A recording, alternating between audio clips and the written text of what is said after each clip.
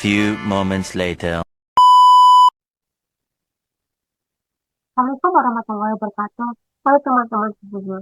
Selamat datang ke lanjut channel saya. Di video kali ini kita akan melakukan deep dive atau membedah tuntas materi yang lagi hype dan jadi standar wajib di industri IT. Modernnya itu container dan orkestrasi, khususnya menggunakan Docker dan Kubernetes. Buat kalian yang penasaran gimana cara kerja infrastruktur cloud zaman sekarang, pastikan nonton video ini sampai habis ya. Yuk kita bahas. Mengapa kontainer dan orkestrasi penting? Pertama, kita lihat datanya dulu. Tahu nggak kalau sekarang 90% perusahaan teknologi itu sudah pakai kontainer di dalam infrastruktur mereka. Kenapa? Karena aplikasi zaman sekarang itu dituntut untuk serba cepat, hemat biaya, dan siap menampung jutaan pengguna sekaligus. Nah, infrastruktur tradisional sudah mulai kewalahan. Dan kombinasi antara kontainer serta orkestrasi hadir sebagai jawaban yang paling ampuh buat tantangan modern ini.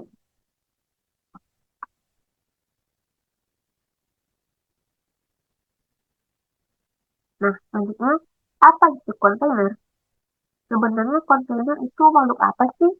Secara definisi, kontainer adalah unit ringan yang membungkus kode aplikasi beserta seluruh dependensinya dalam satu paket yang sterilisasi dan portable. Biar gampang dibayangkan, ada lagi yang mirip banget kayak kotak pengiriman kargo baja di kapal laut. Mau di dalam kotak itu isinya baju, makanan, dan atau barang elektronik, wujud luarnya tetap kotak standar yang sama. Kapal pengangkut atau truk nggak perlu pusing mikirin cara melakukan barang di dalamnya. Mereka tinggal angkut aja kotak bajanya. Jadi di dunia software, kontainer bikin aplikasi kalian dijamin berjalan konsisten 100% sama. Mau di aplikasi developer saat coding, di server staging saat testing, maupun pas sudah di deploy ke cloud production. Nah, selanjutnya mengenal Docker. Ngomongin tentang kontainer, pasti nggak lepas dari yang namanya Docker.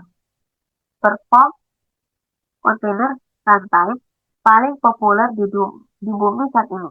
Di slide ini, kita bisa lihat ada 3 pilar utama di ekosistem Docker. Yang pertama, Docker Engine. Ini adalah the heart atau jantungnya, yaitu mesin di latar belakang laptop kita yang bertugas membangun, menjalankan, mengatur, resource CPU atau RAM buat kontainer. Tanpa ini, kontainer nggak bisa hidup. Nah, selanjutnya yang kedua, Docker Hub. Ini adalah the library.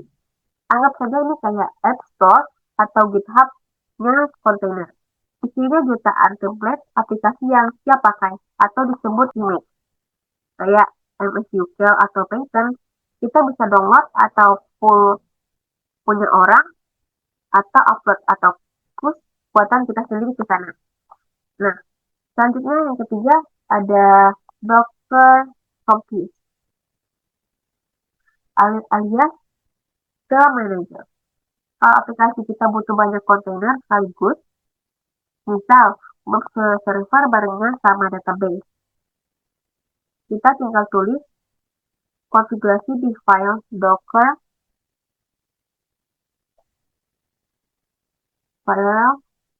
compute YML.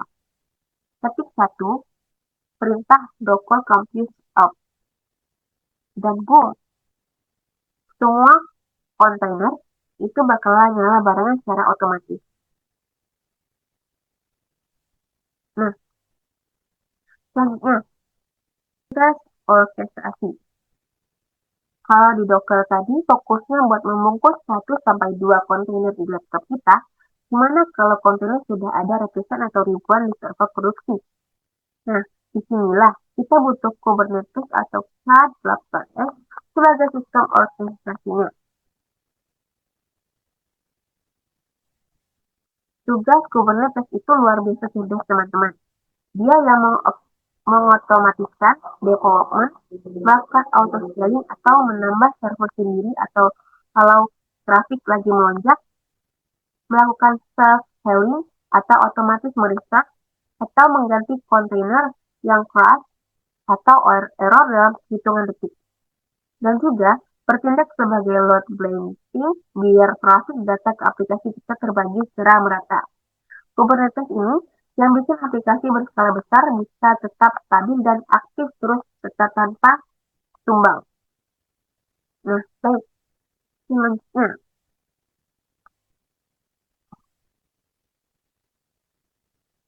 oke. Ini adalah materi lagi yang paling sering terjadi. Apa bedanya kontainer dasar sama virtual machine atau VM? Kuncinya ada di efisiensi arsitektur. Nah, kontainer itu super ringan karena dia virtualisasinya di tingkat sistem operasi. Dia nggak bawa OS utuh di dalamnya, melainkan langsung berbagi atau sharing ke kernel OS milik komputer induk menggunakan fitur Linux sebagai namespace dan cgroup. Makanya ukuran cuma sekian megabyte. Dan kalau dinyalain langsung startup instan dalam hitungan detik. Sebaliknya, virtual machine itu sistemnya berat. Dia virtualisasi di tingkat hardware lewat lapisan hypervisor. Setiap VM wajib hukumnya punya OS lengkap sendiri atau GUI OS. Jadi, kalau kalian bikin 3 VM, komputer kalian harus menjalankan 3 OS utuh secara bersamaan di latar belakang. Makanya, ukurannya bisa bergiga-giga.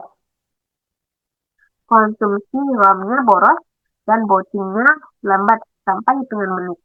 Meskipun kelebihannya dia punya isolasi keamanan yang penuh. Nah, selanjutnya ada tujuan dan fungsi utama.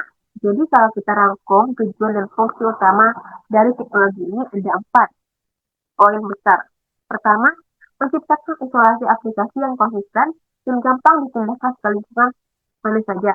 Yang kedua, efisiensi penggunaan resource komputasi biar RAM dan CPU kita optimal tanpa ada yang membazir. Yang ketiga, stabilitas otomatis buat menangani beban kerja yang naik turun secara dinamis. Dan yang keempat, portabilitas mutlak lintas platform dengan sangat mudah. Selanjutnya, contoh penerapan browser. Di Indonesia, kontainer ini dipakai buat mendukung arsitektur modern bernama microservice. Kalau dulu aplikasi ini bersifat monolit, atau semua kode program ditumpuk jadi satu file raksasa. Sekarang, aplikasi besar dipecah-pecah jadi layanan kecil yang terpisah. Misalnya, layanan keranjang belanja, layanan pembayaran, layanan halaman utama dipisah ke dalam kontainernya masing-masing. Keuntungannya melimpah banget. Tim developer bisa mengembangkan aplikasi secara independen. Mendeploy-nya lebih cepat. Dan kalau ada bug atau error di bagian pembayaran, bagian halaman utama web kita nggak ikut mati total. Istilah punya fault tolerance yang tinggi. Selanjutnya, ada tools dan ekonomi kontainer. Nah, untuk menjalankan ekosistem ini secara profesional di industri, kita butuh sepasang infrastruktur inti dan beberapa advanced tools. Infrastruktur intinya jelas. Docker buat membungkus jalannya aplikasi di lingkungan terregulasi. Dan Kubernetes sebagai otak besar server besarnya. Tapi di level lanjut, di industri juga pakai hewan ini kayak Restore atau Package Management. Managernya Kubernetes biar instalasi aplikasi kompleks tinggal sekali ketik. Lalu ada Prometheus yang bertugas sebagai Satpam buat memantau atau monitoring, penggunaan RAM atau CPU, dan ngasih alarm atau alerting kalau ada yang aneh.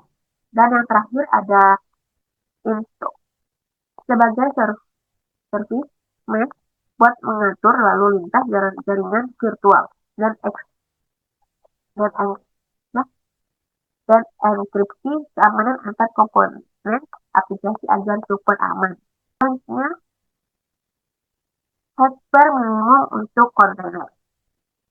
Buat teman-teman yang mau coba latihan di laptop ini, itu spesifik minimum yang harus diperhatikan. Untuk CPU, minimal 2 core ya, biar proses paralel computing pas orkestrasi berjalan lancar. Untuk RAM, minimal banget nih 4 GB. Kalau cuma mainin Docker dasar, tapi kalau kalian mau coba simulasi Kubernetes, lokal pakai Minikube. Saya sangat menyarankan RAM 8 GB atau idealnya 16 GB biar laptop nggak cukup. Nah, storage-nya wajib dipakai SSD karena performa baca tulis atau I/O dan cepat itu krusial banget buat nyetak image container. Dan pastikan network kalian stabil dengan latensi rendah karena nanti antar komponen bakal intens banget berkomunikasi lewat jaringan.